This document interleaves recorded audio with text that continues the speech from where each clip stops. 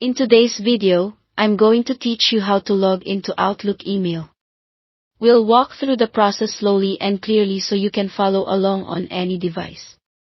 All you need is a reliable internet connection and your sign-in details. Start by opening your preferred web browser. This can be Chrome, Edge, Safari, or any up-to-date browser you're comfortable with. In the address bar at the very top, carefully type outlook.live. .com if you're signing into a personal Outlook, Hotmail, or Live account, or type Microsoft365.com if you're using a work or school account. Press Enter. Take a moment to confirm you're on the official Microsoft sign-in page and that the web address looks correct. Next, you'll be prompted to enter your email.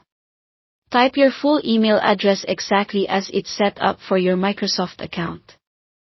That could be an Outlook, Hotmail, or Live address, or the email issued by your organization for Microsoft 365. Make sure there are no extra spaces, and that everything is spelled correctly. After that, you'll be asked for your password. Enter it carefully, keeping in mind that passwords are case sensitive. If you tend to use symbols or numbers, double-check those as well. If your browser or device has saved your credentials, you might see a prompt to use an autofill option. In that case, simply follow the on-screen instructions, which may include entering your device PIN, using Windows Hello, or confirming your identity the way your device is set up. If your account uses two-factor authentication, you'll now complete that step.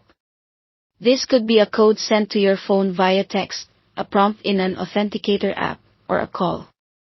Codes are time-sensitive, so have your phone nearby and enter the code promptly when asked. This extra layer of security helps keep your account safe. Once everything is filled in, click Sign In. In a moment, you should see your Outlook mailbox load. From here, you can read and send email, and if you're on Microsoft 365, you'll have quick access to other apps as well. If you're on a shared or public computer, remember to sign out when you're done to keep your account secure. If it's your personal device and you want faster access next time, you can let your browser remember your login, as long as it's a device you trust. That's all there is to it. Thanks for watching.